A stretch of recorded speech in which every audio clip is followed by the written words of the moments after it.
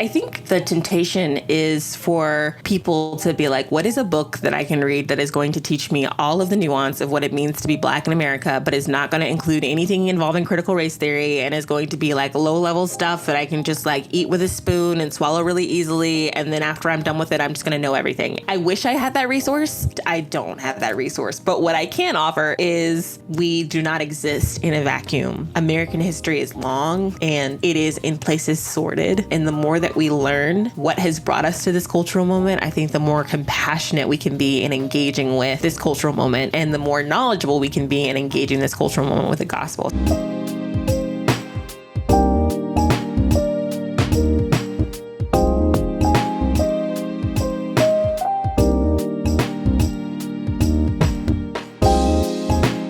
You're listening to As in Heaven, a Christian conversation on race and justice. In this episode, we welcome Jasmine Holmes to talk through the complexities of parenting in this cultural moment. Jasmine discusses the talk, fears and hopes of parents raising Black children, and what it looks like to help majority culture children process this period of American history. Jim Davis is your host. Mike Graham is the guest co-host on this episode, as well as the executive producer of this podcast. My name is Matt, and I'm the technical producer. And now please enjoy this episode of As in Heaven with Jasmine Holmes. Welcome to As in Heaven. My name's Jim Davis. I have the privilege of having a new guest co-host today, Michael Graham, who normally serves as the executive producer and writer for this season of As in Heaven. And he's also the executive producer of our church, Orlando Grace Church. And he is here for some reasons that will become very apparent as we dive into our topic today. And we're talking with Jasmine Holmes. Jasmine is a wife, mom, and speaker. You are the author of Mother to Son, Letters to a Black Boy on Identity and Hope. You also have your own very popular podcast called Let's Talk that you host along with Jackie Hill Perry, with Melissa Kruger, something that doesn't make your normal TGC and other area bios. You're a teacher at a classical school, St. Augustine in Jackson, Mississippi, if I'm correct on that. We're very proud of the classical schooling, and my kids go to a school here in Orlando called the Geneva School, so we're very thankful, and I'm excited about that piece of your calling. And you're, of course, husband to Philip, who's also been on the show. You have two sons. You're members of Redeemer Church in Jackson, Mississippi, and we've been blessed from afar from your family, from you, from your husband. And I will also say your dad, Vody Bauckham, has really blessed me in many ways in my Christian journey. So I'm thankful for your whole family and thankful to get to have you spend some time with us here today. Thank you for having me. Well, our topic today is parenting in this cultural moment, something that's come up a number of times in little areas over the course of the season. So we wanted to really just spend some time talking about this. And in the introduction of your book, Mother to Son, right here, I'm going to read a little bit from your introduction before I ask my first question. You write, I set out to write a series of letters to Win, your son, not just about the racial climate that he lives in, but about the conversation surrounding this racial climate. I want to remind him that his identity is firmly planted in the person and work of Christ Jesus, and that because of that, he has incredible significance to the King of the universe. I want to remind him of his dignity as an image bearer and to encourage him to respond out of that dignity, even to a topic as emotionally charged as racial reconciliation. Can you tell us more about the backstory that inspired that part of your introduction? Yeah, the entire book actually came from a conversation that I had with Karen Ellis, who is a beloved mentor that I inherited when I married Philip. I got a lot of awesome things when I married Philip. I love my mother-in-law. I love my extended family. And then I also got the Ellises in the deal as well. So it's just like bonuses upon bonuses.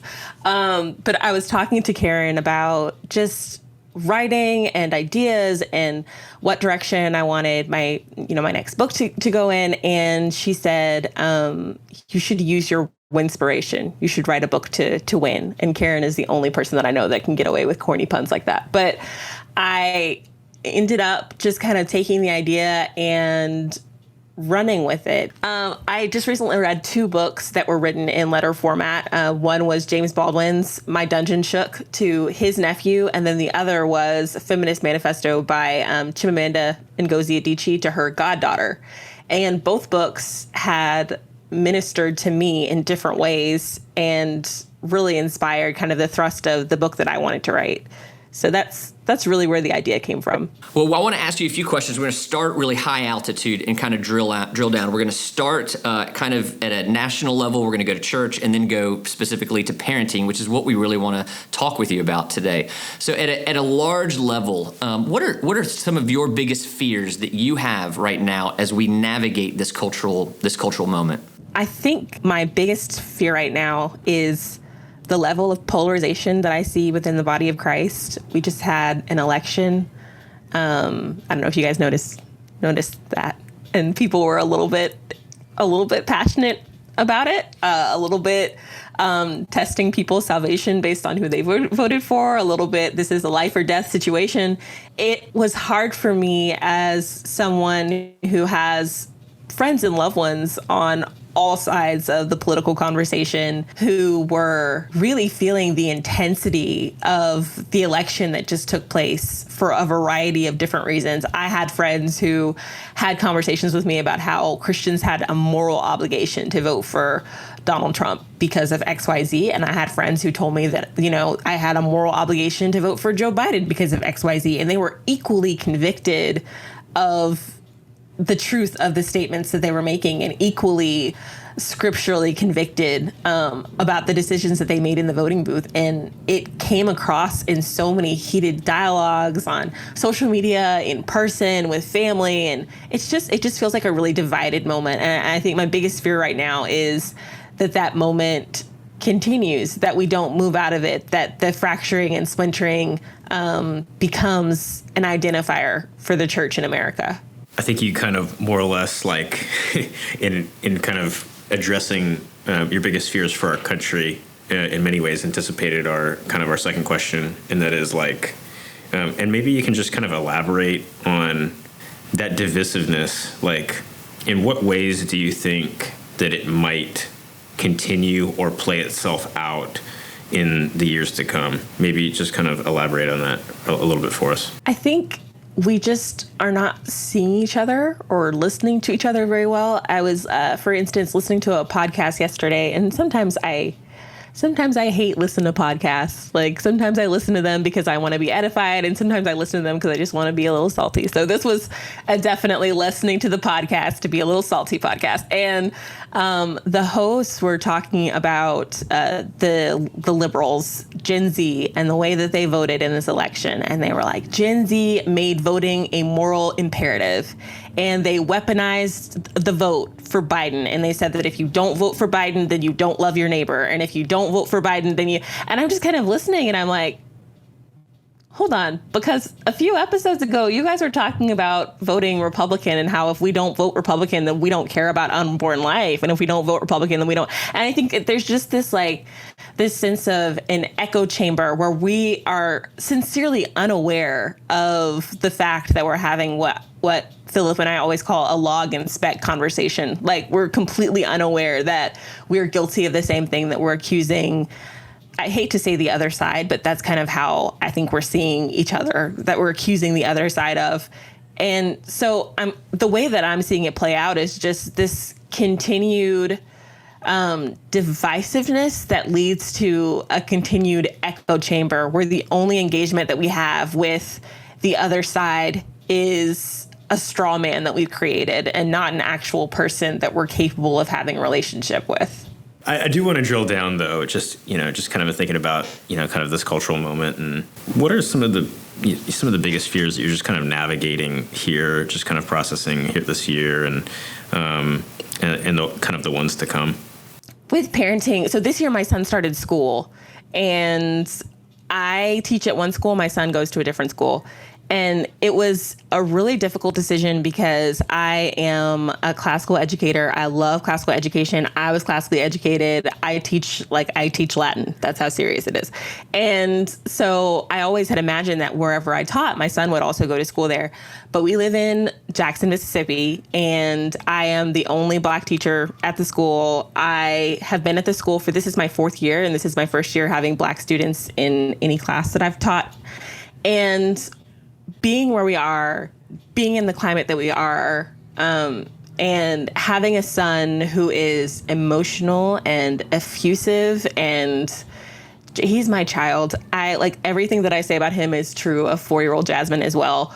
And I just remember being the only Black kid in the room with the personality that I had and just feeling so isolated so often and so misunderstood so often and just lonely. And so I think the best way that I can kind of encapsulate the fears that I had for Wynn's future are just in the fact that we chose to put him in our church's school, which is a predominantly Black school where he could be with kids that look like him and where he could be with families who voted across the spectrum, where he could be with people who have a different socioeconomic backgrounds and different. I mean, I just really wanted to create diverse surroundings for him so that his only point of comparison as a little Black boy was not my upper middle class classical school that I teach at.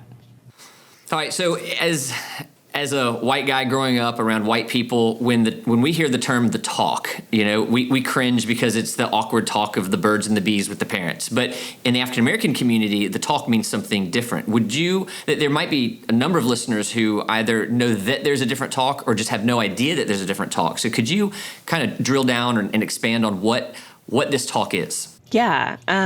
For in my own life, it was mostly my mom giving me the talk of my behavior was not just a reflection of me, Jasmine. It was a reflection of me, Jasmine, a little Black girl. And so for me, especially, I was often the only Black girl I don't remember any class where I wasn't the only little Black girl in my class.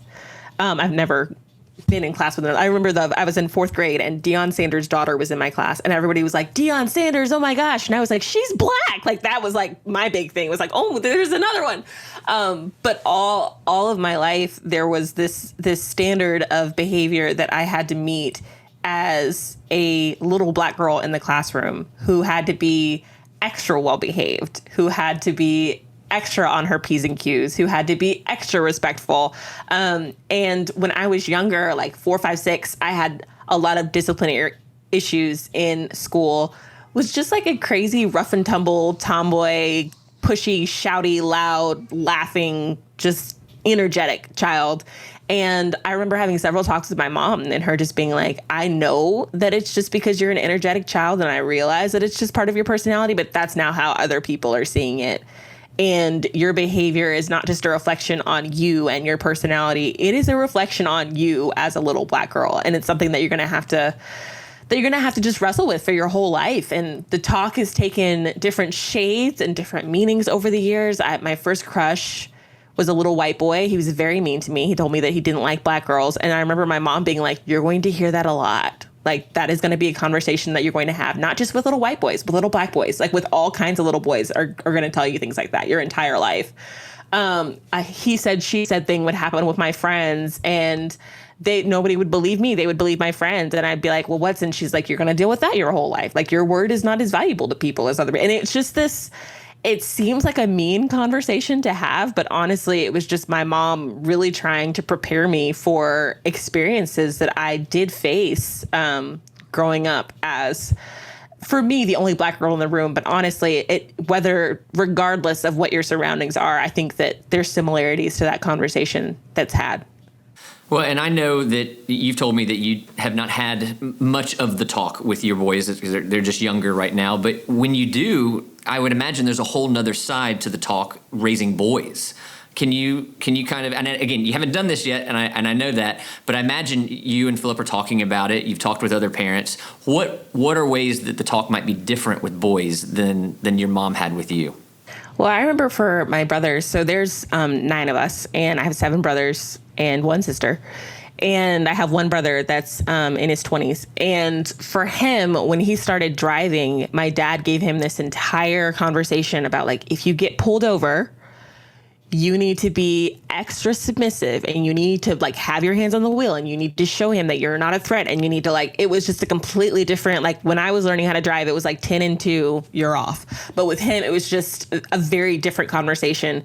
And especially because Philip is 6'6", I'm not super tall, but I'm tall. I'm 5'8". My dad is 6'3". Like, we just come from big people. And so we're already anticipating that our sons are going to be tall. They're bigger. They already come off older because they're big for their age. And then, like, we know that psychologically Black children come off older to people because of just the color of their skin. And so even though we haven't quite couched this conversation in people are looking at you differently because of the color of your skin, we have had conversations about, hey, you are bigger.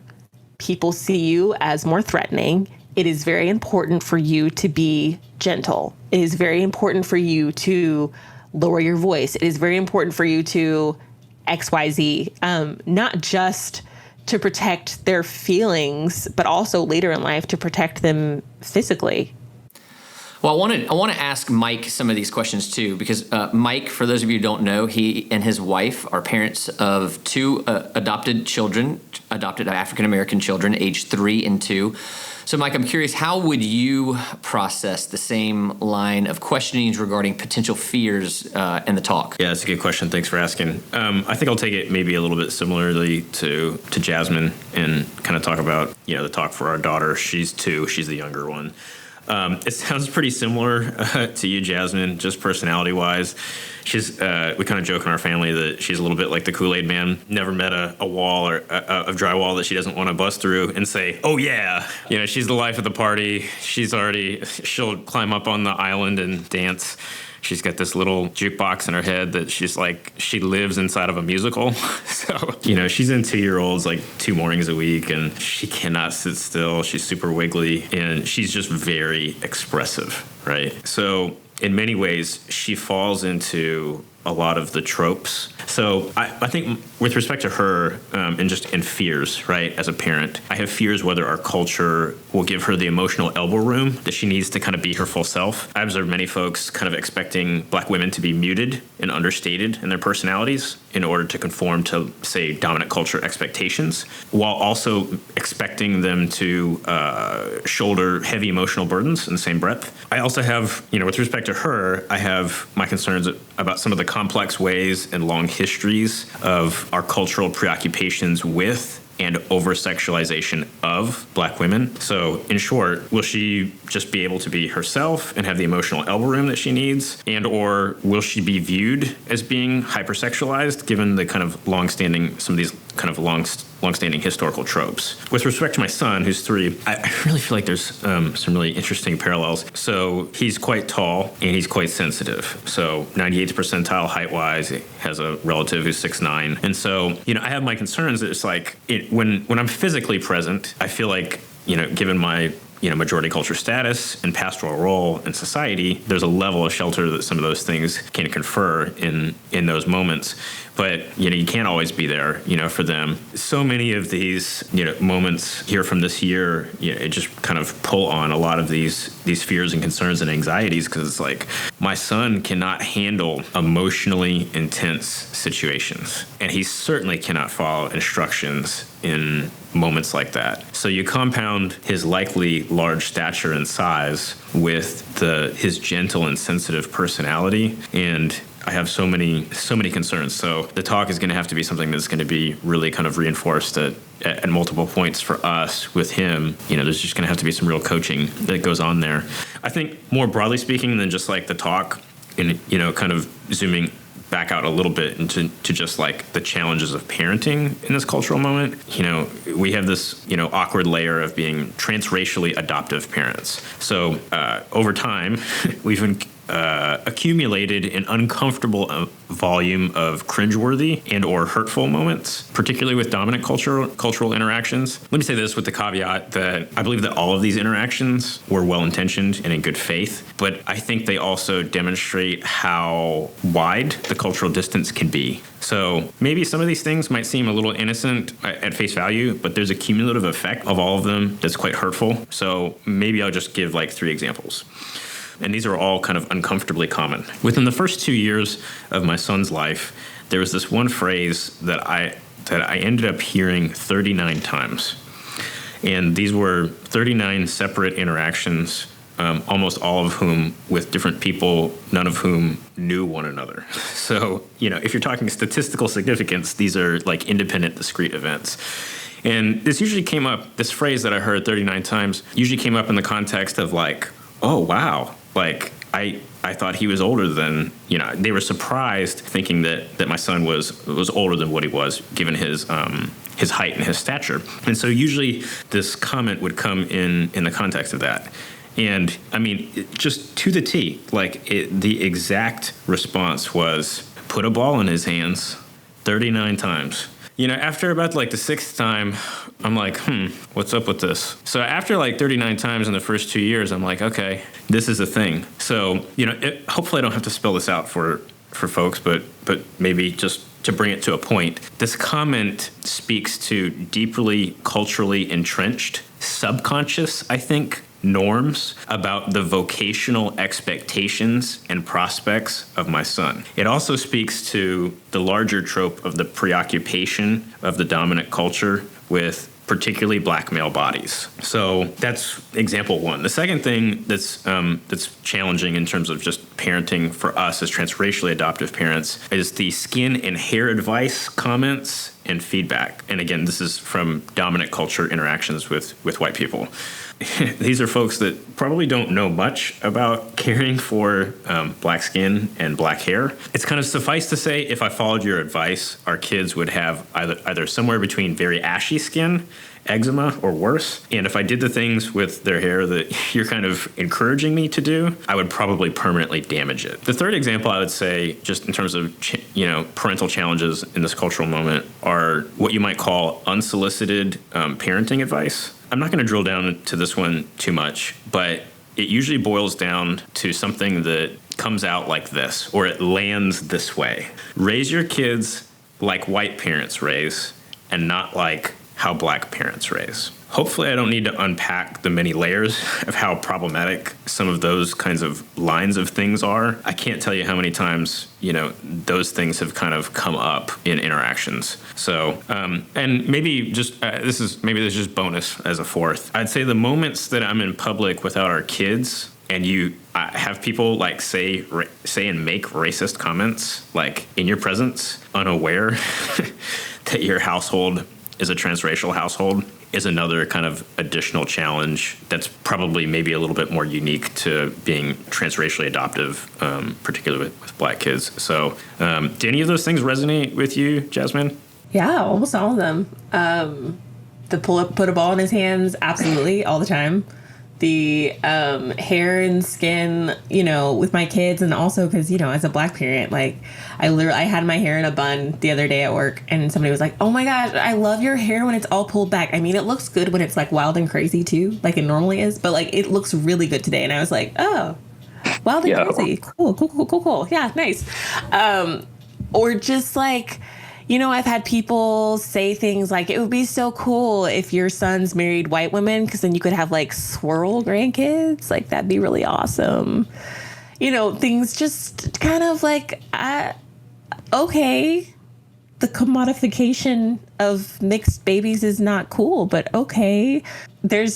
Or just, old white man walking up to us at restaurant and saying, "Your son is so cute. How much do you want for him?" And we're like, oh,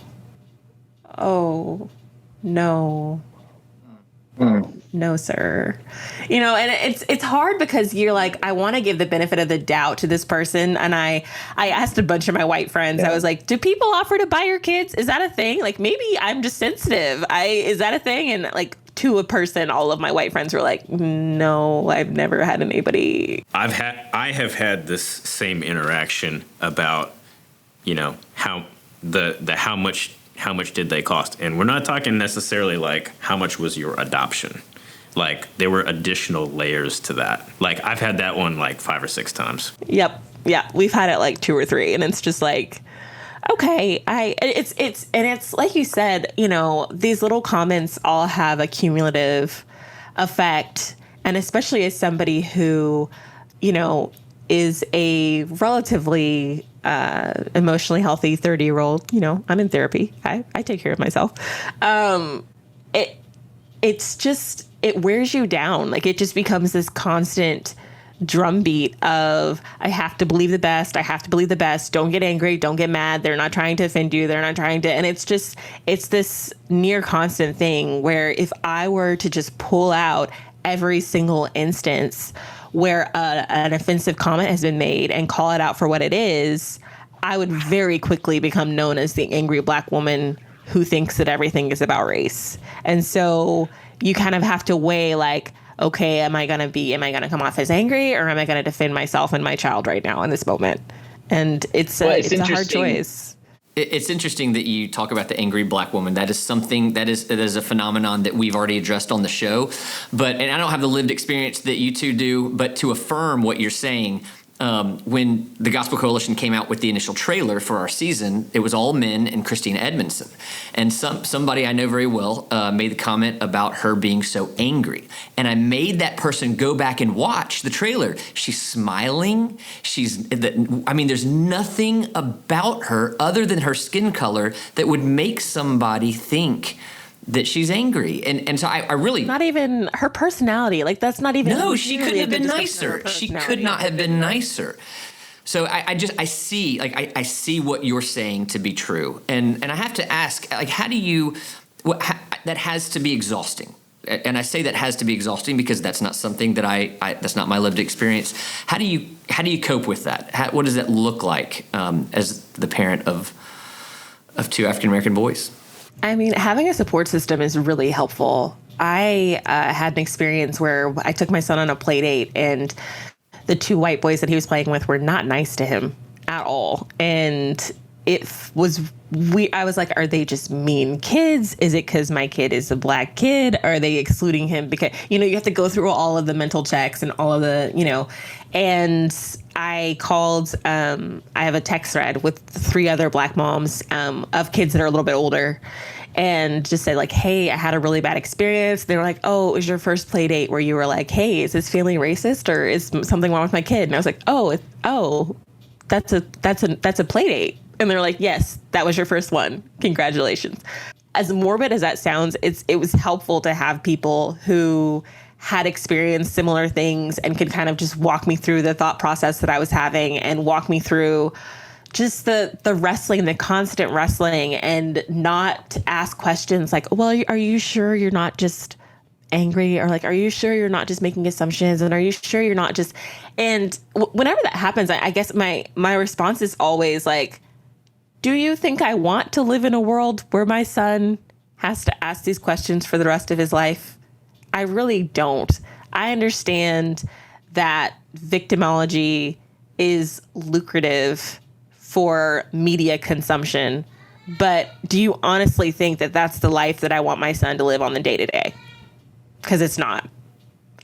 And having friends who understand that and believe the best of me instead of constantly requiring me to believe the best of the ignorance of others is extremely helpful. And that's honestly where I found a lot of support.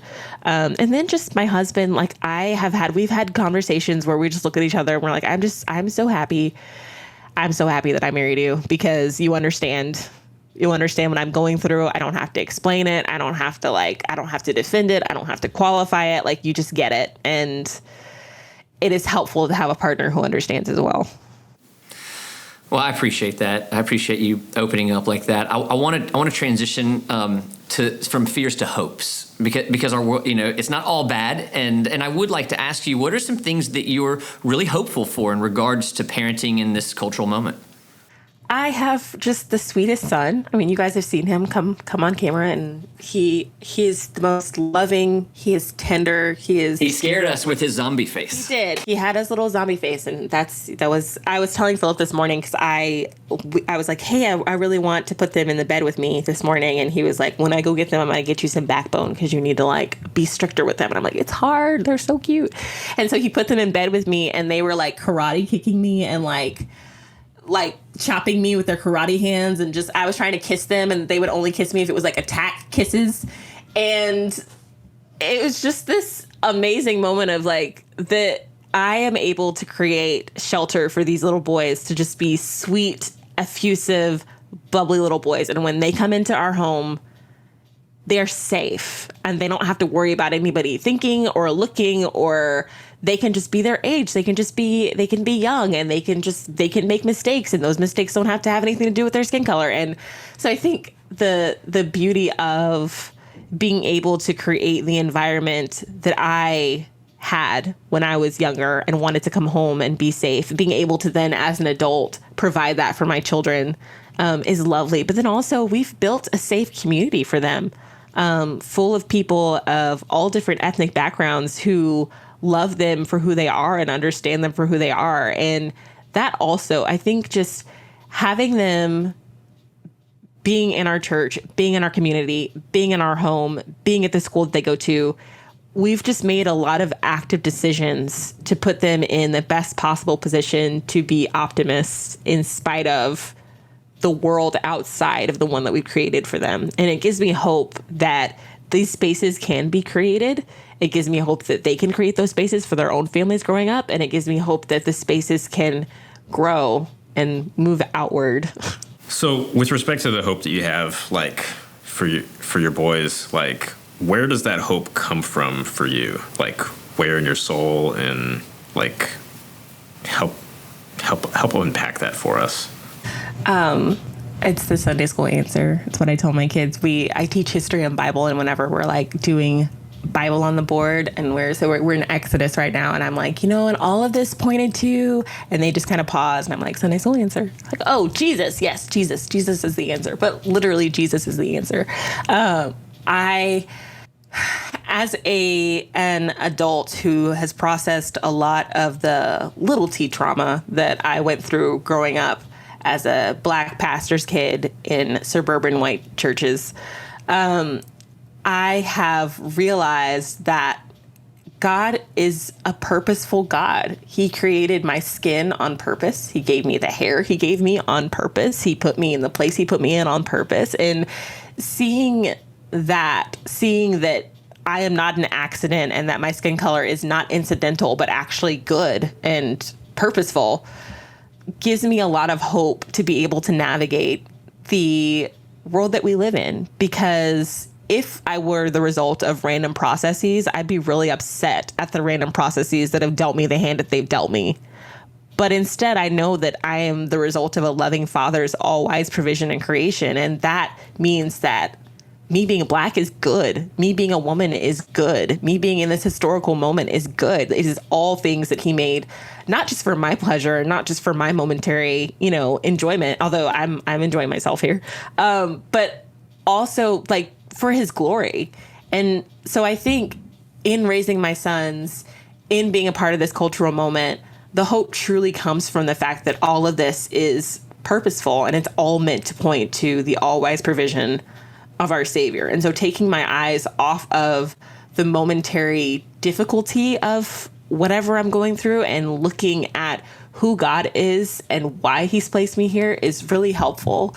It's also really helpful to look at God's word and see how he deals with the minorities, how he deals with the outcasts, how he deals with the pain of people. Like you look at the things that the Old Testament says about Moabites. I'm reading the Bible in a year right now, and it's my first time reading the Bible in a year. I've been a Christian since I was 6 years old, and it's my first time I'm in 2 Kings, and I'm like, all right, we're cooking with gas. We're going to make it.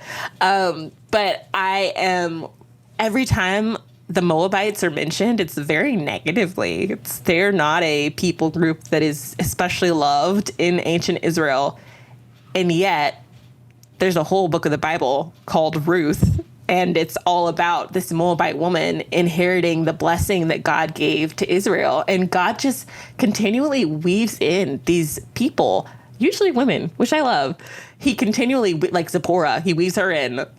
Rahab, he weaves her in. But he continuously weaves people into his plan for creation to just kind of show us the way that these people are made is not incidental to my plan. I made it for my glory. I made it as an illustration. I made it to show forth my face in creation. And I love that. And so that gives me, especially as a history teacher, right? That gives me so much pleasure and so much joy to see that none of our stories are incidental. So who are some of the go-to people that you lean on when you have big questions, when you're wrestling with such as the things that you talk about in your book, and why do you choose those people? Yeah, community is really important. I come from a Christian household, and I have parents who, I'm really blessed with parents who love the Lord. I'm also blessed with parents who are like, pull yourself up by your bootstraps. It is not that big a deal. Calm down. So to them when I need to hear that. And then sometimes if I need to hear like, hey, actually that was a little bit traumatizing and I'll hold you for a minute, then I have, friends for that too. So my parents are my mom, my dad, but then also mentors. I've already mentioned Karen Ellis. She is my mom away from mom. And she's so helpful in processing all of these things. I have people at my church and people of all different ethnic backgrounds at my church.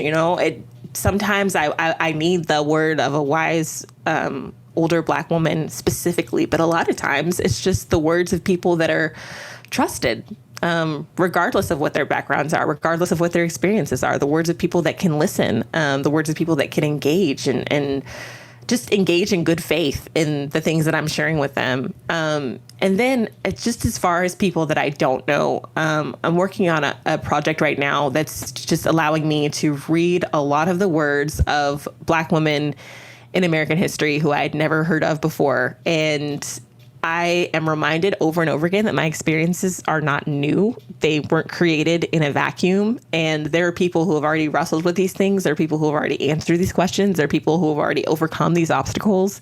And so finding those people and learning from those people is a big help for me, for sure. Changing course just like a little bit here, but still kind of on the same subject of, some of the challenges that Black parents face during this cultural moment. And I want you to speak specifically to maybe some of the listeners who might be hearing some of these things, and a lot of the stuff that we're talking about to them is maybe more new.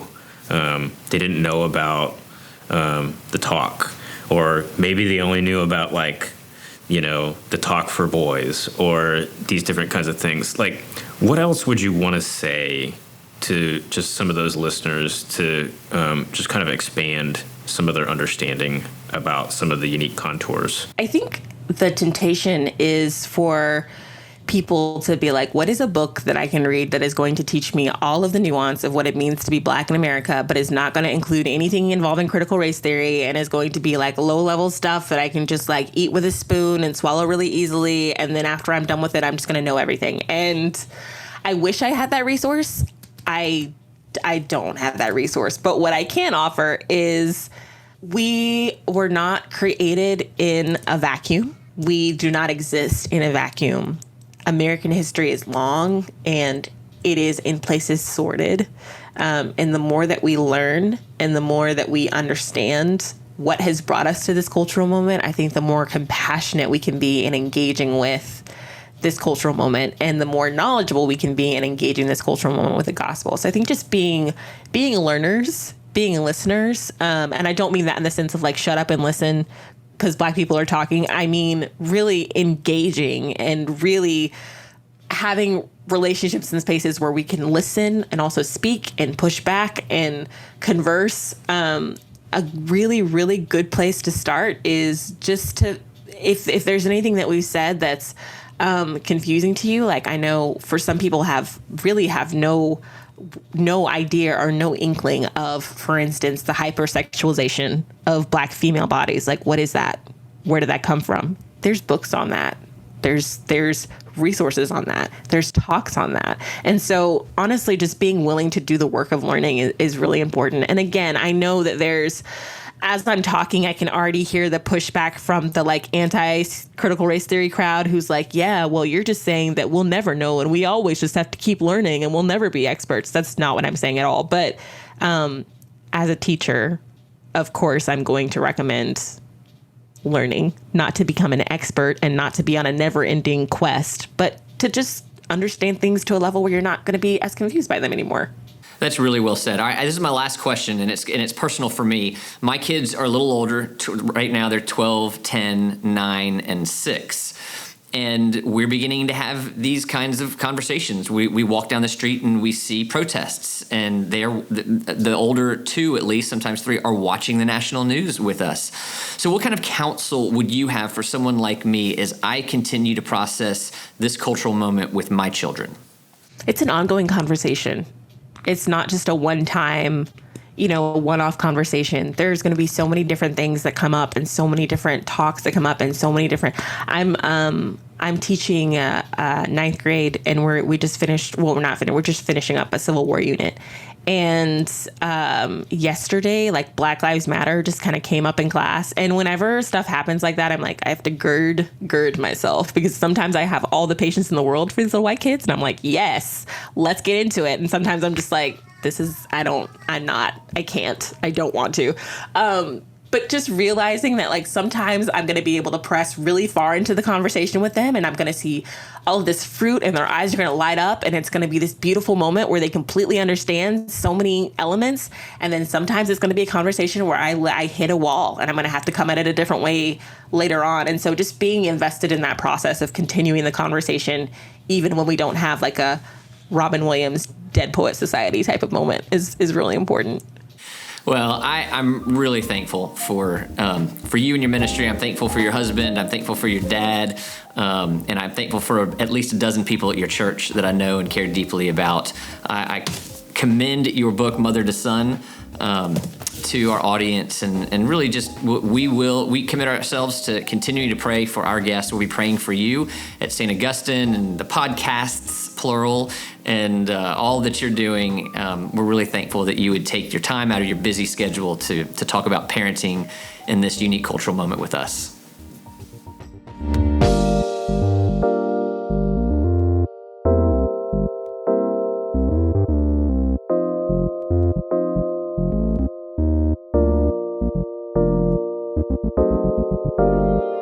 For more interviews, resources, and discussion questions based on the content you've heard, go to asinheaven.com. That's ASINHVN.com.